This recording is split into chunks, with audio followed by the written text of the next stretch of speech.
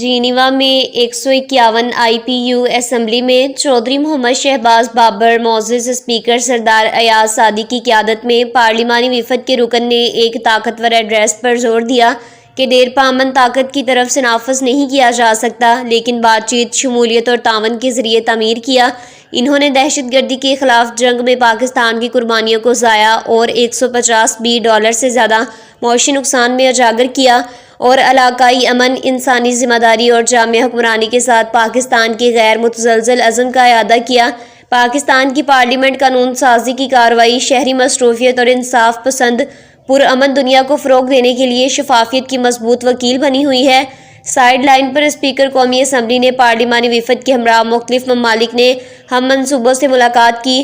عالمی امن کے لیے بین الپارلیمانی تعاون کو تقویت دی۔